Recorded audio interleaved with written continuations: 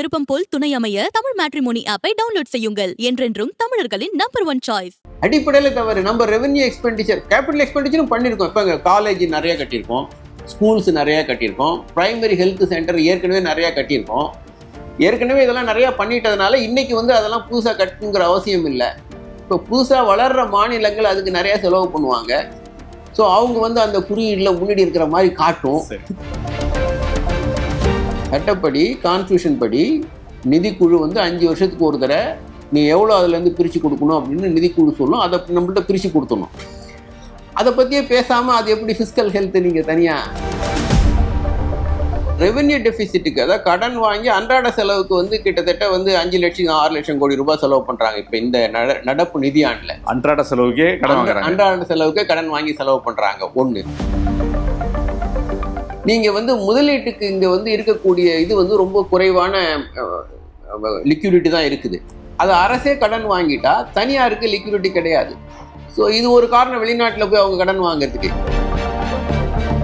சாதாரண மக்களுக்கு நுகர்வு குறைஞ்சி போயிடுச்சு. அவங்களுக்கு இன்சென்டிவ் கொடுத்து அவங்களோட நுகர்வை ஊக்குவிக்கிறதுக்கு. சாதாரண மக்களை பற்றி கார்பரேட் கவலைப்படுறாங்க.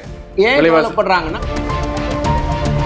அதாவது மறைமுக வரி அதிகமாக நேர்முக வரின்றது குறைவாக இருக்கிறது காங்கிரஸ் ஆட்சியில இருந்து தொடர்ச்சியா இருக்கிறதா? இல்ல பிஜேபி ஆட்சியில் என்ன வித்தியாசம்? இல்ல நீங்க எடுத்து பாத்தீங்கன்னா டிஃபைன் பண்ணும்போது இப்போ பன்னுக்கு வெண்ணெயை வெளியே வச்சா ஒரு டாக்ஸ், உள்ள வச்சா ஒரு டாக்ஸ். வெண்ணெயை எங்கே வைக்கிறத பொறுத்து டாக்ஸ் மகளிர் உரிமை தொகைன்னு சொல்றோம். இது உங்களுடைய உரிமை அப்படின்னு சொல்றோம். உங்களுடைய உரிமையா இருக்கும்போது எப்படி பயோமெட்ரிக் இல்லைன்னா கொடுக்க மாட்டேன்னு சொல்ல முடியும்? விகடநேயர்களுக்கு வணக்கம். நாடாளுமன்ற பட்ஜெட் கூட்டத்தொடர் தொடங்கி இருக்கிறது. 2025-26 நிதியாண்டுக்கான பட்ஜெட் தாக்கல் செய்யப்படவிருக்கிறது. இந்த பட்ஜெட் குறித்து பலதரப்பட்ட எதிர்பார்ப்புகள் எழுந்திருக்கின்றன.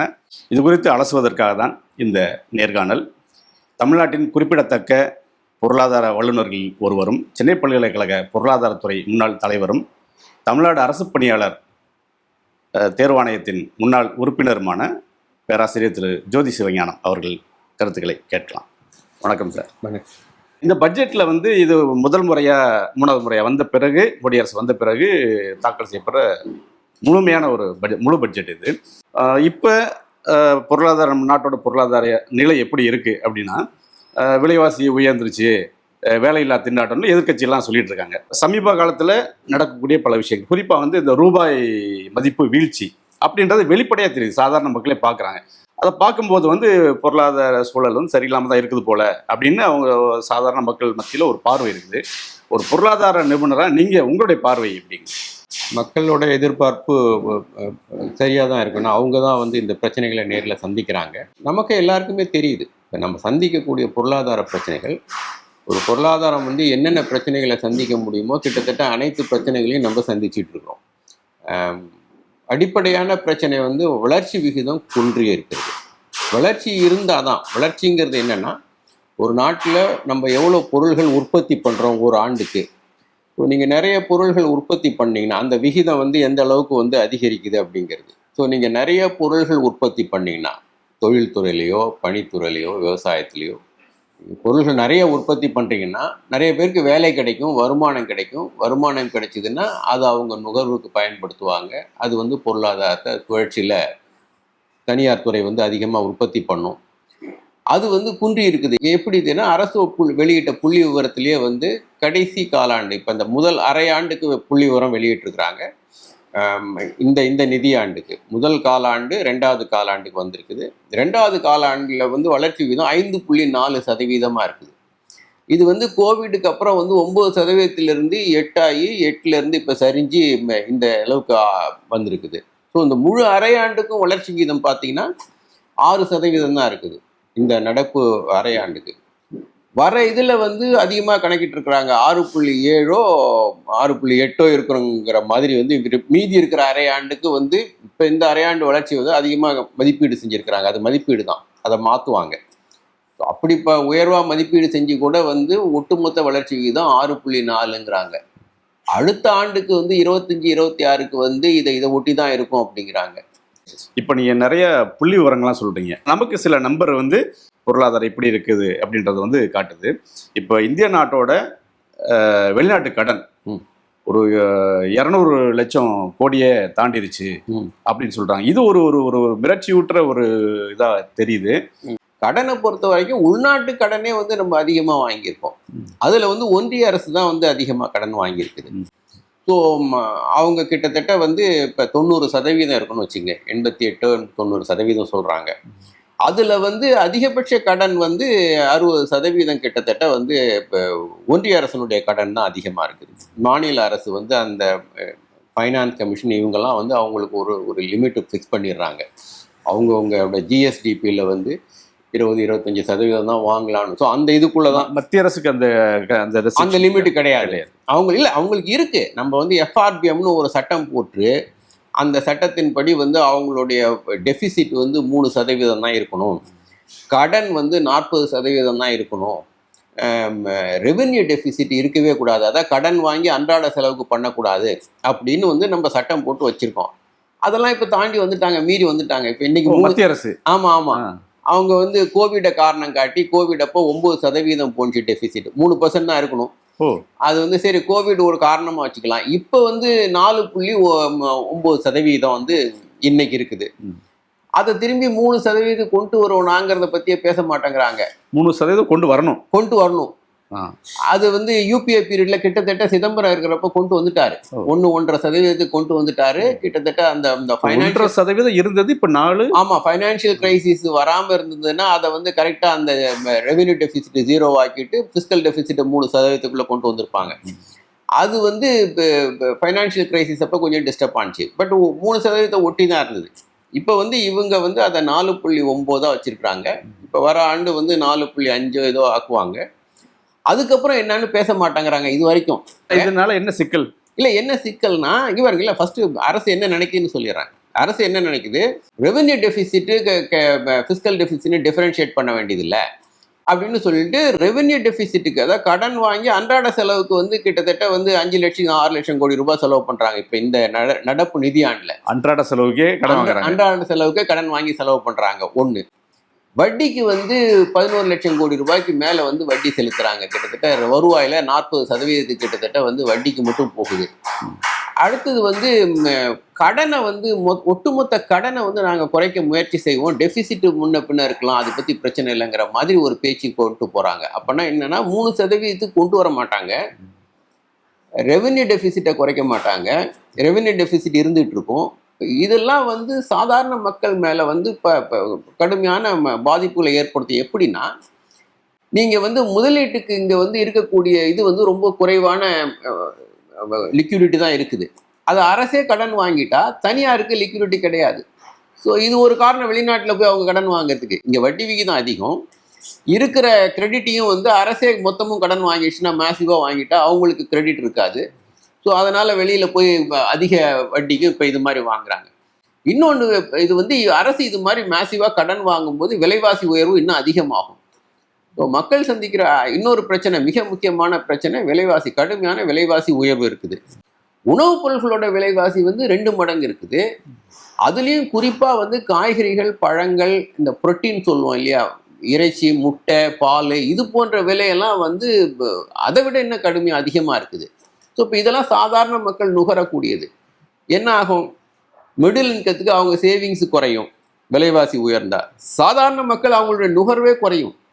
ஸோ இப்போ இது வந்து வளர்ச்சி குறையுது, விலைவாசி உயர்வு அதிகமாக இருக்குது, வேலையில்லா திண்டாட்டம் இருக்குது, வேஜ் ரேட்டு, கூலி வந்து உயரவே இல்லை. மினிமம் வேஜஸ் யாருக்கான கூலி? சாதாரண மக்களுக்கு. விவசாய கூலி இப்போ 100 நாள் வேலைக்கு வந்து உயர்த்தாமல் இருக்கிறாங்க, 100 நாள் கூலி வந்து உயர்த்தாமல் இருக்கிறாங்க. கம்பெனிஸில் வந்து என்ன பண்ணுறாங்க, இப்போ ஐடி கம்பெனிஸ் எல்லாம் வந்து முன்னாடி வந்து இப்போ கல்லூரிகளில், இந்த தனியார் பல்கலைக்கழகங்களில் இதை செய்வாங்க. லெக்சரர், ரீடர், ப்ரொஃபஸர்னு இருக்கும். அவங்க வந்து பணி மூப்பு செஞ்சு ரீடர் வந்துட்டாங்களே அவங்கள தூக்கிடுவாங்க, ப்ரொஃபஸர் ஆக்க மாட்டாங்க. ஏன்னா அவங்களுக்கு சம்பளம் அதிகமாக கொடுக்கணும். திரும்ப லெக்சரர்லேருந்து அப்பாயின்ட் பண்ணுவாங்க வேற ஒருத்தரை. இதை வந்து தனியார் ஐடி நிறுவனங்களாக செய்கிறாங்க. கொஞ்சம் சீனியர் லெவலில் அதிக பேக்கு போயிட்டா அவங்கள எடுத்துட்டு திரும்ப என்ட்ரி லெவல்லேருந்து வந்து அப்பாயின்ட் பண்ணுறாங்க. ஒன்று.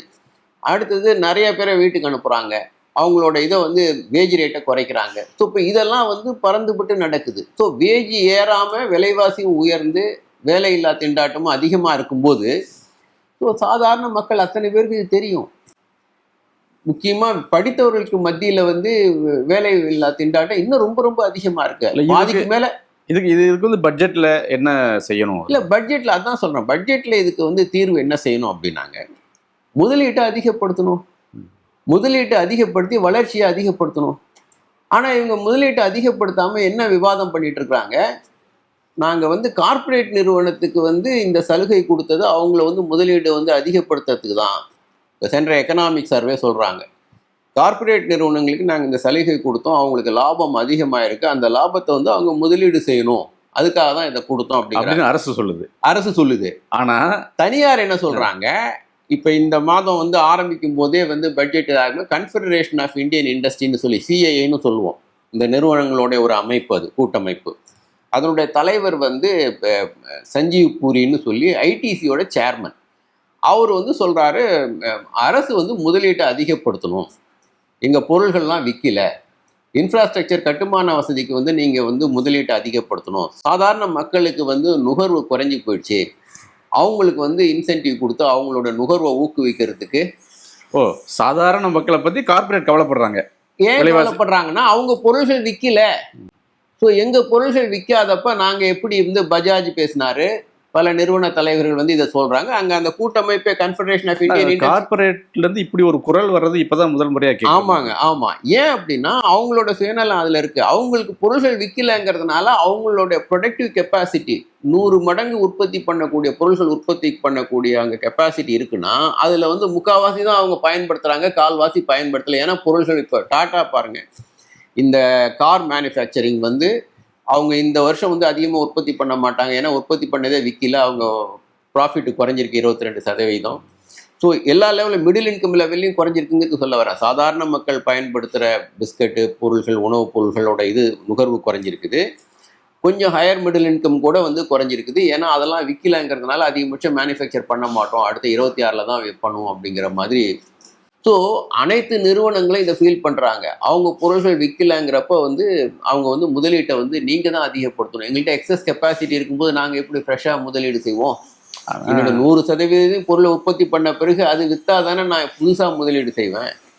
ஸோ எங்கிட்ட ஏற்கனவே உள்ள கெப்பாசிட்டியை நான் முழுமையாக பயன்படுத்த முடியல, ஏன்னா விற்கலங்கிறதுனால நான் எப்படி ஃப்ரெஷ்ஷாக முதலீடு பண்ணுவோம்? அதனால் அரசு தான் முதலீடு செஞ்சு ஊக்குவிக்கணும் அப்படின்னு அவங்க சொல்கிறாங்க. ஆனால் இதில் ஒரு கேள்வி வருது, இவ்வளோ நாளாக வந்து பெரிய கார்ப்பரேட்டுகளுக்கு வந்து ஏகப்பட்ட வரி சலுகை கொடுத்துட்டாங்க, அவங்களுடைய கடன்களை பூரா தள்ளுபடி பண்ணிட்டாங்க, இதில் வந்து அரசுக்கு மிகப்பெரிய ஒரு இழப்பு, இதனால சாதாரண ஜனங்கள் தான் பாதிக்கப்படுறாங்க அப்படின்னு இவ்வளோ நாள் சொல்லிட்டு வந்தாங்க.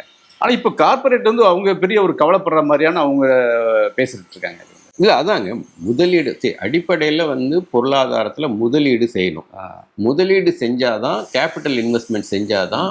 இப்போ நீங்கள் வந்து ஒரு ரோடு போட்டுறீங்கன்னா அதற்கு சிமெண்ட்டு இதெல்லாம் வாங்குவீங்க, ஸ்டீல்லாம் வாங்குவீங்க, பிரிட்ஜு கிரிட்ஜு கட்டுறதுக்கு, அந்த தேவையை அதிகரிக்கும். கன்சம்ஷனுங்கிறது நீங்களும் நானும் செலவு பண்ணுறது மட்டும் இல்லை, தொழில்துறை வந்து முதலீடு செய்யும் போது இது போன்ற பொருள்களுக்கு தேவை அதிகப்படும். அந்த தேவை அதை வந்து வாங்கும்போது அதற்கான டிமாண்ட் அதிகமாக அவங்க உற்பத்தி பண்ணுவாங்க. அது மாதிரி எக்கானமி வந்து ரீசைக்கிள் ஆகும்.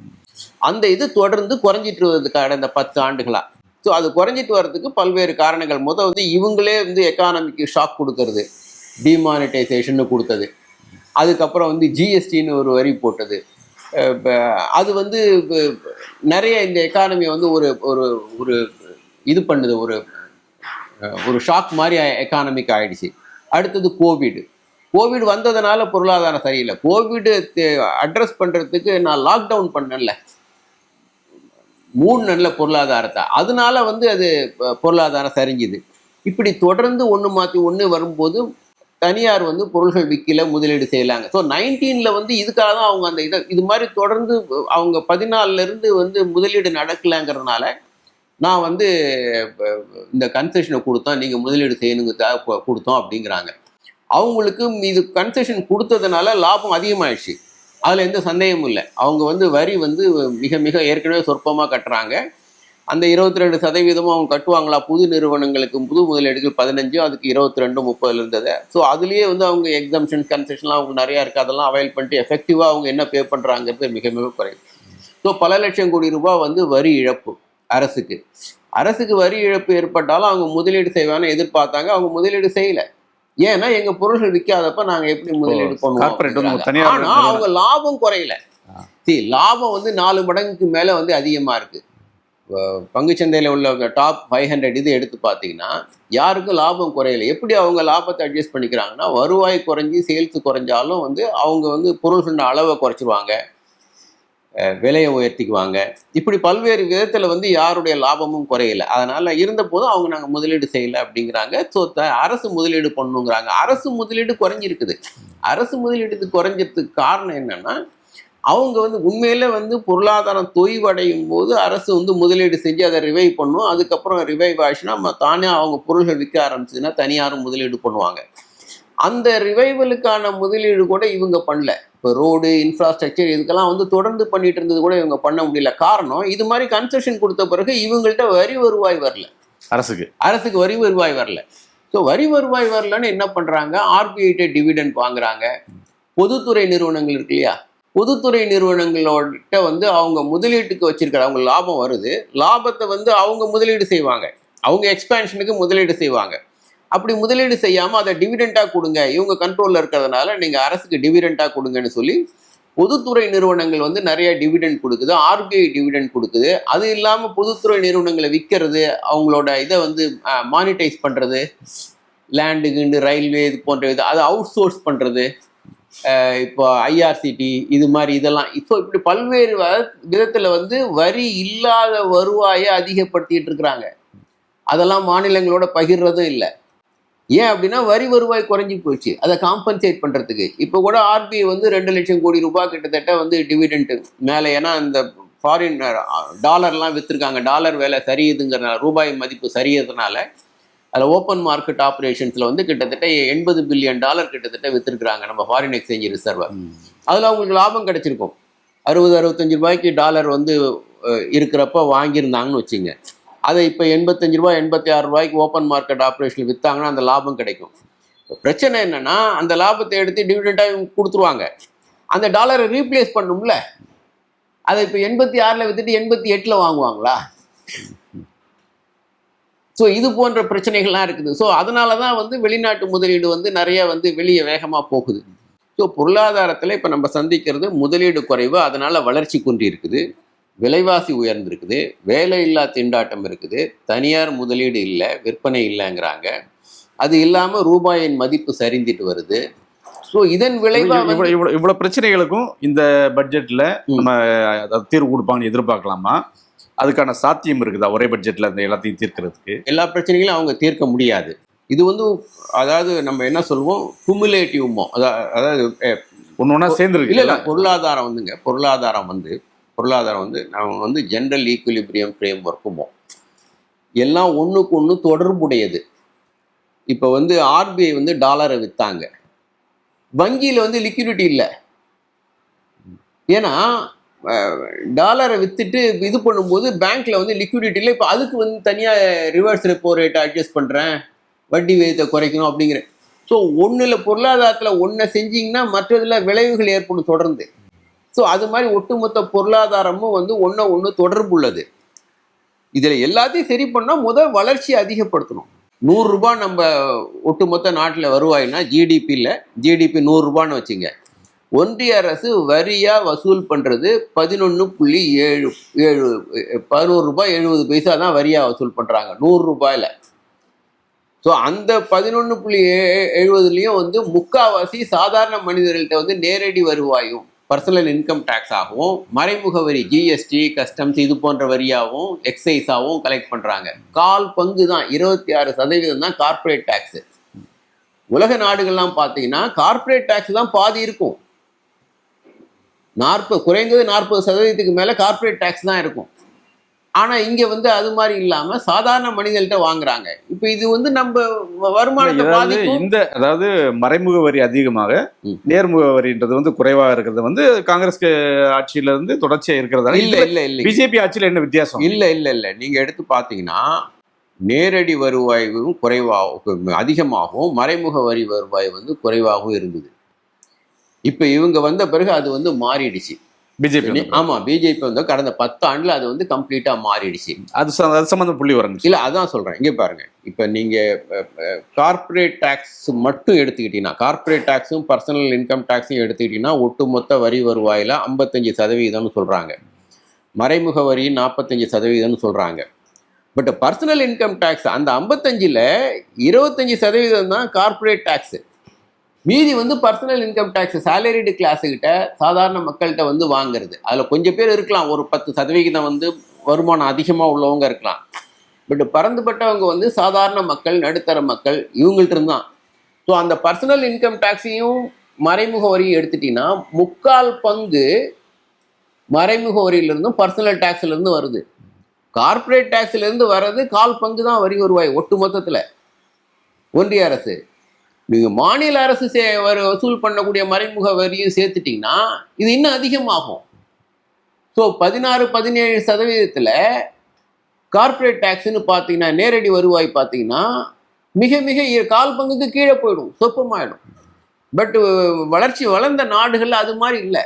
ஒட்டுமொத்த வரி வருவாயில் குறைந்தது 40%, 30%, 40%, பாதிக்கு மேலே வந்து கார்பரேட் டேக்ஸ் தான் இருக்கும். மறைமுக வரி மிக மிக குறைவா இருக்கும். இப்போ இந்த பட்ஜெட்ல வந்து இந்த ஓல்டு டாக்ஸ் ரிஜிமை வந்து மாத்திட்டு நியூ டாக்ஸ் ரிஜிம் கொண்டு வரோம் அப்படின்னு சொல்லி அது ஒரு விவாதம் நடந்துட்டு இருக்குது. அது இந்த பட்ஜெட்ல அதுக்கான அறிவிப்பு வரும் அப்படின்னு சொல்றாங்க. அதனால அது ஓல்டு பழைய வரி விதிப்பு முறைக்கும் இந்த வரி புதிய வரி என்ன வித்தியாசம் இருக்கும்? அது யாருக்கு சாதகமா இருக்கும்? இல்லைங்க, சரி, அது வந்து அந்த எக்ஸம்ஷன்ஸ்லாம் இருக்குங்க. இப்போ சாதாரண மக்கள் வந்து பிஎஃப் கட்டுவாங்க, பாலிசி கட்டுவாங்க, இதுக்கெல்லாம் வந்து எக்ஸம்ஷன்ஸ்லாம் இருக்கும். அந்த வீட்டு கடனுக்குலாம். ஆமாம், வீட்டு கடனுக்கு வந்து வட்டி வந்து அதை வந்து வீடு உங்களுக்கு என்கரேஜ் பண்ணும், உங்களை இன்சென்டிவைஸ் பண்ணும். நீங்கள் போய் வீடு கட்டணும், இல்லை வீடு கடன் வாங்கணும். அப்போ வந்து உங்களுக்கு அந்த பலன் இருக்கிறதுனால நீங்கள் போய் அதை செய்வீங்க. நியூ ரீஜியமில் அது மொத்தத்தையும் எடுத்துடுறாங்க. சரி, மொத்தத்தையும் எடுத்துடுறாங்க. அடுத்தது ரெண்டையும் எதுக்கு வச்சுக்கிட்டு அதில் நிறைய குழப்பம். இங்கே பாருங்கள், ரெண்டையும் எடுத்துட்டு நான் இதுக்கு போகிறதா அதுக்கு போகிறதா, இந்த கன்ஃபியூஷன்ஸ் எல்லாம் வந்து வரி செலுத்துறதுங்க. வரி செலுத்துறது எளிமையாக இருக்கணும். வரி வந்து நான் வரி செலுத்த தயாராக இருக்கேன். இப்போ ஜிஎஸ்டி எடுத்துங்க, வரி செலுத்த நான் தயாராக இருக்கேன். பட் வந்து எனக்கு மாதத்துக்கு ஒரு தடவை ரிட்டர்ன் ஃபைல் பண்ணணும், 3 மாதத்துக்கு ஒரு தடவை ரிட்டர்ன் ஃபைல் பண்ணணும், இன்வென்ட்ரி மெயின்டைன் பண்ணணும், ரெக்கார்ட்ஸ் மெயின்டைன் பண்ணணும், கம்ப்யூட்டரைஸ் பண்ணிக்கும், ஆடிட்டருக்கு கொடுக்கணும். அப்படின்னா அந்த காஸ்ட் ஆஃப் கம்ப்ளைண்ட்ஸ் இருக்குல்ல, வரி செலுத்துறதுக்கு நான் வந்து செலவு பண்ண வேண்டியது இருக்குல்ல, அது வந்து ரொம்ப அதிகமாக இருக்குது. எத்தனை வரி? ஒரு நாடு ஒரு வரிங்கிற ஸ்லோகன் தானே ஆரம்பிச்சாங்க. வந்து 5% ஜீரோ டேக்ஸ் ஒன்று, 5% ஜீரோ எதுவும் இல்லை, இன்னைக்கு எல்லாத்தையும் கொண்டு வந்துட்டாங்க. 5 1 12 1 18 1 28 1 இவ்வளோ வச்சுக்கிட்டு 18ல் தான் வந்து கிட்டத்தட்ட 75% பொருள்கள் வரி வந்து 18% தான் இருக்குது. மீதி இந்த 5% இருக்கிறதெல்லாம் மிக மிக சொற்பம். அடுத்தது 28%. 28%க்கு மேலே செஸ் சர்சார்ஜ் போடுறாங்க, சின்குட்ஸ்னு. ஸோ இப்போ அதில் வந்து இப்போ 35 ஆக்கலாமாங்கிற ஒரு விவாதம் கூட, டிபேட் கூட போயிட்டு இருக்கிறதா சொல்கிறாங்க. இது ஒரு நாடு ஒரு வரியா? இது எளிமையான வரியா? அடுத்து அது இல்லாமல் அதில் வந்து டிஃபைன் பண்ணும்போது இப்போ பன்னுக்கு வெண்ணெயை வெளியே வச்சா ஒரு டேக்ஸு, உள்ளே வச்சா ஒரு டேக்ஸு, வெண்ணெயை எங்கே வைக்கிறத பொறுத்து டேக்ஸ் அது என்னங்க? பன் பட்டர் ஜாம் உணவுப் பொருள் தானே. எல்லா உணவுப் பொருளுக்கும் ஒரு சிம்பிளான ஒரு இதை பண்ண முடியாதா? பாப்கார்ன் எப்படி விவாதம்லாம் சமூக இதெல்லாம் போச்சு. ஸோ இப்போ இவ்வளோ காம்ப்ளெக்சிட்டி அது இருந்ததுன்னா அது எப்படி செலுத்துறவருக்கு எப்படி எளிமையாக இருக்கும்? புதிய வரி விதிப்பு முறையில் இதெல்லாம் மாறுமா? இல்லை அதுதான் எதிர்பார்க்குறோம். ஜிஎஸ்டியில் விலக்குகள் கொடுக்கணும், சிம்பிளிஃபை பண்ணணும், வரியை குறைக்கணும், இந்த காம்ப்ளெக்சிட்டிஸ்லாம் வந்து எளிமையாக்கணும், இன்கம் டேக்ஸில் வந்து சாதாரண மக்களுக்கு வந்து இது கொடுக்கணும் அப்படிங்கிற எதிர்பார்ப்புகள் இருக்குது. அதே மாதிரி சமூக துறைகளுக்கான கல்வி, சுகாதாரம், 100 நாள் வேலைவாய்ப்பு. அதான் 100 நாள் வேலைவாய்ப்பு, அதை பற்றி கேட்கணும். அது கடந்த ஐக்கிய முற்போக்கு கூட்டணி ஆட்சியில் கொண்டு வந்து ஒரு முக்கியமான ஒரு திட்டம். குறிப்பாக அந்த கொரோனா காலகட்டத்தில் வந்து மக்கள் வேலை இல்லாமல் இருந்த நேரத்தில் கிராமப்புற மக்களுக்கு பெரிய அளவில் கை கொடுத்துச்சு. 100 நாள் வேலைவாய்ப்பு திட்டம் அப்படின்றதெல்லாம் பார்த்தோம். ஆனால் அது பட்ஜெட் வந்து அதுக்கான நிதி ஒதுக்கீடு படிப்படியாக குறைச்சிட்டு வந்துட்டாங்க. 100 நாட்கள் திட்டம்னு சொல்லிவிட்டு ஒரு 50 நாள் 40 நாள் 60 நாள் தான் கொடுக்குறாங்க. இப்படி பல சிக்கல்கள் வந்து அதில் சொல்லப்படுது. அது என்ன நோக்கம் அதை குறைக்கிறதுக்கு என்ன? ஏன்னா ஒரு முன்னாள் நிதியமைச்சர் சிதம்பரம் கூட சொன்னார், இவ்வளோ பொருளாதார நெருக்கடியிலையும் பிஜேபியை வந்து காப்பாற்றிட்டு இருக்கதே வந்து 100 நாள் திட்டம் தான் அப்படின்னு ஒரு பாசிட்டிவான ஒரு விஷயம் தான் பிஜேபி கவர்மெண்ட்டுக்கு. ஆனால் அதுக்கான நிதி ஒதுக்கீட்டே குறைக்கிறாங்க. அதாங்க, அந்த 100 நாள் வேலை வாய்ப்பு திட்டத்தை வந்து அவங்கள காப்பாற்றிட்டு இருக்குன்னா அவங்க விருப்பப்பட்டு அந்த திட்டத்தை கண்டினியூ பண்ணல. ஒரு சில திட்டங்கள் வந்து மக்களை வந்து போய் சென்று அடைஞ்சிருது, அதுக்கப்புறம் அந்த திட்டத்தை எடுக்க முடியாது. அது மாதிரி ஒன்றிய அளவில் 100 நாள் வேலை வாய்ப்பு திட்டம் அது மாதிரி ஒரு திட்டம் ஆயிடுச்சு. அதனால் அவங்க எடுக்க முடியலங்கிறப்ப வந்து என்ன செய்கிறாங்க, மறைமுகமாக வந்து அதை என்னென்ன செய்ய முடியுமோ அதெல்லாம் செஞ்சுட்டு வராங்க. நீங்கள் சொன்ன மாதிரி 100 நாள் வந்து it is a matter of right. எனக்கு வேலை இல்லைன்னா, அதாவது நீங்கள் ஒன்றும் இலவசமாக பண்ணல, மக்களுடைய உரிமை.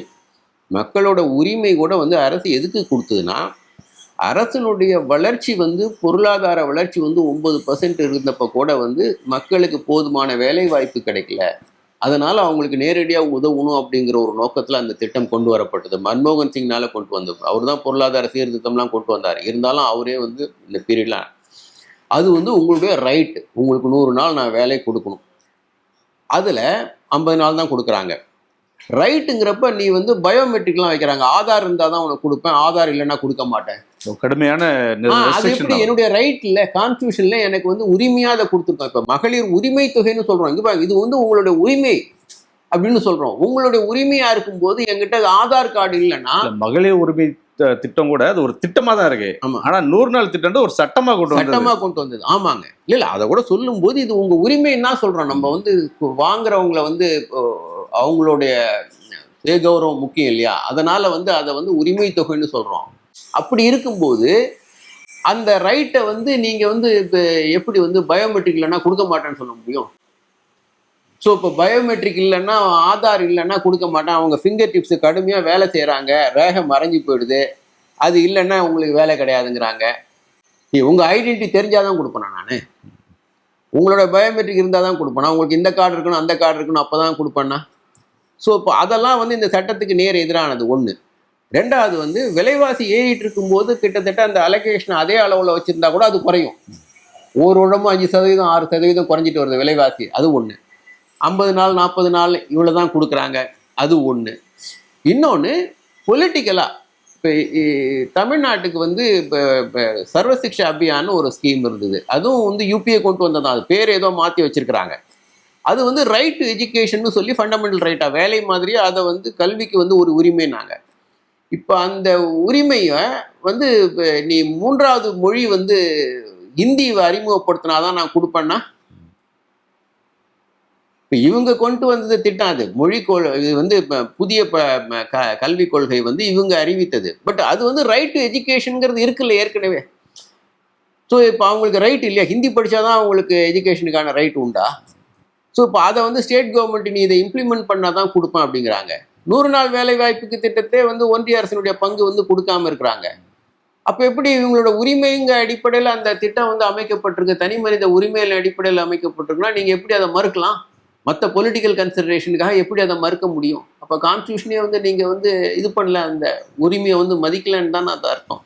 ஸோ இப்படி பல்வேறு விதத்தில் வந்து அவங்க வந்து இது மாதிரி துறைகளுக்கே, இப்போ கல்விக்கு எடுத்துங்க, ஸ்கூல் எஜுகேஷனுக்கு, ஹையர் எஜுகேஷன் எடுத்துங்க, ஹையர் எஜுகேஷனுக்கு கம்ப்ளீட்டாக தொடர்ந்து குறைச்சி வராங்க.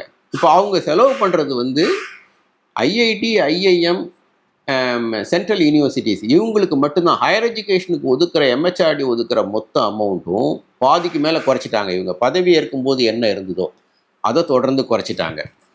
யூபிஏ பீரியடில் ஒரு ஸ்லோகன், காமன் மினிமம் ப்ரோக்ராமில் வந்து ஸ்லோகன் வச்சாங்க. என்னென்னா, ஹெல்த்துக்கு வந்து ஜிடிபியில் 3% செலவு பண்ணுவோம், கல்விக்கு வந்து ஜிடிபியில் 6% செலவு பண்ணுவோம். கொத்தாரி கமிஷன் சொன்னது கல்விக்கு. ஸோ அதை நாங்கள் நடைமுறைப்படுத்தணும்னு சொல்லி கடுமையாக முயற்சி செஞ்சு குறைவாக இருந்த இதை வந்து கிட்டத்தட்ட வந்து உயர்த்தி கொண்டு வந்தாங்க அந்த அலோகேஷனை. அதை வந்து இவங்க அப்படியே ரிவர்ஸ் பண்ணி அவங்க ஆரம்பிக்கும் போது என்ன சொன்னாங்களோ 2004 எந்த அளவுக்கு இருந்ததோ அதை விட கீழே கொண்டு போயிட்டாங்க. ஜிடிபியில் ஷேராக 2.25% 1.5% இருக்குது. ஹெல்த்துக்கு 1க்கு கீழே இருக்குது. அதுவும் ஒன்றிய அரசுடைய இதை பார்த்தா. இப்போ யூஜிசி வந்து யூனிவர்சிட்டி கிராண்ட்ஸ் கமிஷன், அவங்க வந்து ஸ்டேட் யூனிவர்சிட்டிஸுக்கெல்லாம் வந்து நிறைய கிராண்ட்ஸ் கொடுப்பாங்க. பில்டிங் கட்டுறதுக்கு சேலரிக்கு கொடுத்தாங்க. பே கமிஷன் புதுசாக வந்ததுன்னா காலேஜ் டீச்சர்ஸுக்கு யூனிவர்சிட்டி டீச்சர்ஸுக்கு வந்து மாநில அரசு வந்து நிதி அந்த அளவுக்கு அவங்களுக்கு கிடையாது. அதனால் வந்து பே கமிஷன் இம்ப்ளிமெண்ட் ஆனால் அவங்க வந்து கிராண்ட்ஸ் கொடுப்பாங்க. 2 வருஷத்துக்கு 3 வருஷத்துக்கு 5 வருஷத்துக்கு நாங்கள் தரோம், அதுக்கப்புறம் ஸ்டேட் கவர்மெண்ட் கொடுங்க. ஹாஸ்டல் கட்டுறதுக்கு, ஃபிசிக்கல் ஸ்போர்ட்ஸ் ஃபெசிலிட்டிஸ் கட்டுறதுக்கு நாங்கள் காலேஜ் டீச்சர்ஸ்லாம் வந்து பிஹெச்டி போய் பண்ணால் அந்த லீவ் சேலரி, அந்த லீவ் பீரியடுக்கு 2 வருஷம் 3 வருஷம் பிஹெச்டி பண்ணால் அதை யூஜிசி கொடுக்கும். இன்றைக்கி ஒரு கிராண்ட்ஸ் கொடுக்கல. அது பேர் யூனிவர்சிட்டி கிராண்ட்ஸ் கமிஷன். ஸ்டேட் யூனிவர்சிட்டிஸுக்கு அவங்க கிராண்ட்ஸ் கொடுக்கறதுக்காக தான் அவங்கள அடிப்படையில் ஆரம்பித்தது. பட் வந்து அதிகாரம் மட்டும் மாநில பல்கலைக்கழகங்கள் மேலே நாங்கள் வந்து வைஸ் சான்சலர் நான் தான் போடுவேன், உங்களை இப்படி கட்டுப்படுத்துவேன் அப்படின்னு சொல்லி நான் வந்து நாட்டாமை மட்டும் பண்ணுவேன், உங்களுக்கு ஃபண்டு எதுவும் கொடுக்க மாட்டான்னா என்ன மாரல் ரைட்ஸ் இருக்குது? இதுக்கெல்லாம் பிளான் பண்ணுறதுக்கு திட்டக்குழு தான். திட்டக்குழு மூலியமாக தான் கல்வி, சுகாதாரம், சமூக நலம், பெண்கள் முன்னேற்றம், ஊரக வளர்ச்சி, இதுக்கெல்லாம் திட்டம் போடுறதுக்கு தான் பிளானிங் கமிஷன் இருந்தது. அதில் ஸ்டேட்ஸுக்கு வந்து அலோகேஷன்லாம் ஃபார்முலா பேஸ்டு, கேட்கில்னு ஒரு ஃபார்முலா பேஸ்டு இருந்தது. அது எல்லாத்தையும் மூடின பிறகு இன்றைக்கி நான் நினச்சா உங்களுக்கு அலோகேஷன் உண்டு இல்லைங்க வாங்க. 100 நாள் வேலை வாய்ப்பு திட்டம் சென்ட்ரலி ஸ்பான்சர்டு ஸ்கீம். இது வந்து ஒரு கைட்லைனை பேஸ் பண்ணி அதுக்கே நான் கொடுக்க மாட்டேன்னா, ஸ்கூல் எஜுகேஷன் நான் கொடுக்க மாட்டேன்னா, மெட்ரோ கொடுக்க மாட்டேங்கிறது கூட சரி பாலிடிக்ஸ்னு சொல்லலாம். இது வந்து ஒரு ஸ்கீம் யூ அக்ரீட். அடுத்தது கான்ஸ்டியூஷனில் ஒரு ரைட் பேசிஸில் இந்த ஸ்கீமை கொடுக்குறோம். சாதாரண மனிதர்களுக்கு உரிமை அது. அதையே கட் பண்ணுறாங்கன்னா பொலிட்டிக்கல் கன்சிடரேஷன்ஸில். ஃபிஸ்கல் ஹெல்த் இண்டெக்ஸ் அறிக்கை, அதில் நிதி வள குறியீடு, அதில் தமிழ்நாடு வந்து ஒரு 11வது இடத்துல தான் இருக்குது. இப்போ பிஜேபி ஆள்ற உத்தரப்பிரதேஷ் மாநிலமே ஒரு 6வது இடத்துக்கு வந்திருக்குது. குஜராத் இருக்குது, ஆந்திரா இருக்குது.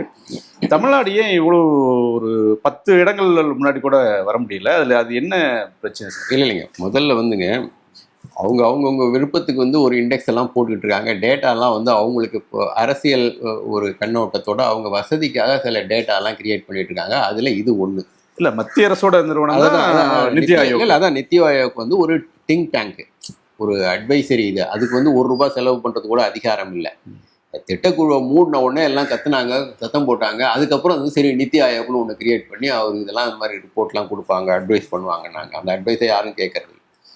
அவங்க வந்து ஃபிஸ்கல் ஹெல்த் இண்டெக்ஸ் அப்படின்னு சொன்னால், ஃபிஸ்கல் ஹெல்த்னா மாநிலங்களுக்குன்னு தனியாக ஃபிஸ்கல் ஹெல்த் இருக்கா? இப்போ ஃபிஸ்கல் கன்சாலிடேஷனுங்கிறது அந்த ரிப்போர்ட்டில் சொல்கிறாங்க. அந்த ரிப்போர்ட்டில் ஆரம்பத்தில் என்ன சொல்கிறாங்க, இந்த ரிப்போர்ட்டுக்கான நோக்கம், இதை வந்து செய்கிறதுக்கான நோக்கம் வந்து ஃபிஸ்கல் கன்சாலிடேஷன். அதாவது நம்ம வந்து நிதியை வந்து கன்சாலிடேட் பண்ணும், கடனை குறைச்சி வருவாயை அதிகப்படுத்தி இதை வந்து கன்சாலிடேட் பண்ணும் ஒன்று. அதன் மூலிமா வளர்ச்சி எட்டணும், சஸ்டெயின்டு டெவலப்மெண்ட் க்ரோத்துக்கு. ஸோ வளர்ச்சியை எட்டணும்னா வந்து அது ஒன்றிய அரசினுடைய பொறுப்பு. க்ரோத் ரேட்டை அதிகப்படுத்துறது ஒன்றிய அரசுக்கு தான் வந்து பெரும்பாலான இப்போ மேக்ரோ அப்ஜெக்டிவ்னு சொல்லுவோம். இங்கே பாருங்க, விலைவாசியை கட்டுக்குள்ளே வச்சுக்கிறதும் வளர்ச்சியை அதிகப்படுத்துறதும் ஃபிஸ்கல் கன்சாலிடேஷனும் ஒன்றிய அரசுக்கு மிக மிக அதிகமான பொறுப்பு இருக்குது.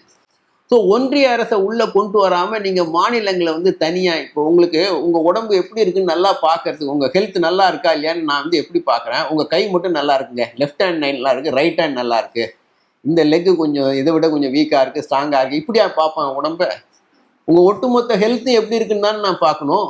அப்போ ஒன்றிய அரசு மாநில அரசையும் சேர்த்து ஒட்டுமொத்தமாக ஃபிஸ்கல் ஹெல்த் இந்தியாவில் எப்படி இருக்குன்னு தானே நீங்கள் பார்க்கணும். மாநிலங்கள் மட்டும் எப்படி, அவங்க வந்து ஒட்டுமொத்த வருவாயில் 3/1 பங்கு தான் வருவாய் வசூல் பண்ணுறாங்க மாநில அரசு. 3/2 பங்கு வருவாய் வந்து ஒன்றிய அரசு வசூல் பண்ணுது. ரெவென்யூ எஃபர்ட் வந்து மாநிலங்களுக்கு எப்படி பார்ப்பீங்க? இப்போ ரெவென்யூ மொபிலைசேஷனில் நீங்கள் திறந்துருக்கீங்களா அப்படின்னு ₹3 ₹1 வசூல் பண்ணுறவனை வச்சுக்கிட்டு நீங்கள் பார்ப்பீங்களா? அந்த ₹1 கூட வந்து மாற்றி அமைக்கிறதுக்கான உரிமை எனக்கு அதிகமாக இல்லை. ஏன்னா அது ஜிஎஸ்டிலேருந்து வருது அதிகபட்சம். ஜிஎஸ்டியில் இருந்துவோ அதை மாற்றக்கூட முடியாது, கவுன்சிலில் தான் போய் எல்லாம் டிசைட் பண்ணோம். நீங்கள் ஃபிக்ஸ் பண்ணுற ரேட்டு. இதில் என்னுடைய எஃபர்ட்டை வந்து எப்படி, என்னுடைய திறமையை எப்படி நீங்கள் கணிப்பீங்க? ஸோ அந்த ₹2 தான் டிஸ்கிரிப்ஷன் அதிகமாக இருக்குது. அதில் எப்படி பண்ணுறாங்கிறது அது ஒன்றியத்துக்கிட்டு இருக்குது. ஸோ அதை தவிர்த்துட்டு நீங்கள் என்னுடைய ரெவென்யூ எஃபர்ட் மட்டும் 3/1 பங்கு மட்டும் தனியாக எப்படி எவாலுவேட் பண்ணுங்க. அதே மாதிரி எக்ஸ்பெண்டிச்சர். இப்போ அதில் எக்ஸ்பெண்டிச்சர் குவாலிட்டிங்கிறாங்க. குவாலிட்டி ஆஃப் எக்ஸ்பெண்டிச்சர்னா முதலீட்டு செலவு மட்டும் அதிகமாக யார் பண்ணியிருக்காங்களோ அவங்களுக்கு வந்து ரேங்கிங் அதிகமாக கொடுக்குறாங்க. இப்போ தமிழ்நாடு வந்து இங்கே வந்து சமூக துறைகளுக்கு தான் அதிகமாக செலவு பண்ணுறோம். முதலீட்டு செலவு செய்கிறோம், பட் தொடர்ந்து வந்து சமூக துறைகளுக்கு வந்து அதிகமாக பண்ணதுனால அது வந்து முதலீடு அதிகமாக்கி இருக்குது.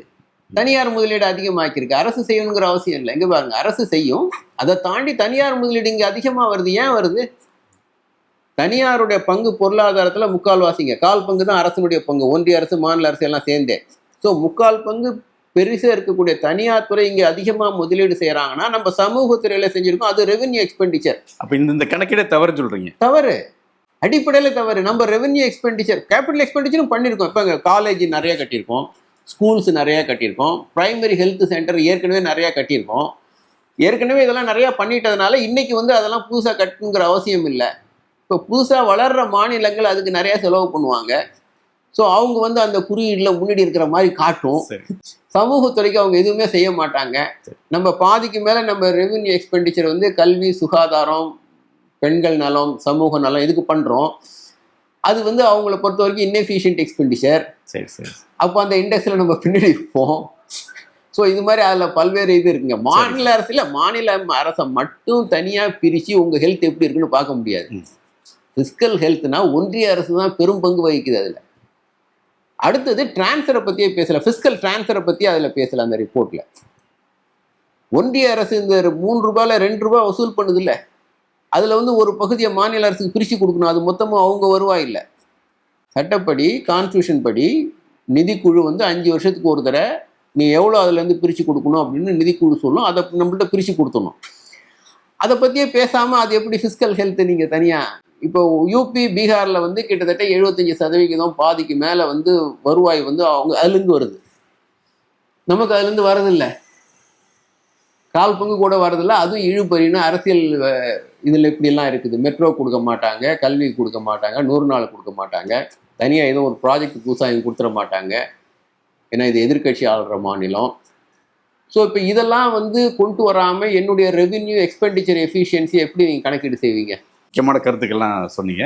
மிக்க நன்றி. நன்றி. திருமணம் எனும் இணைய சங்கமம். உங்களுக்கு ஏற்ற ஒரு பார்ட்னரை தேர்வு செய்ய சரியான இடம் தமிழ் மேட்ரிமோனி ஆப். தமிழர்களின் நம்பர் 1 சாய்ஸ். இன்றே டவுன்லோட் செய்யுங்கள். விருப்பமான துணையை தேர்ந்தெடுங்கள்.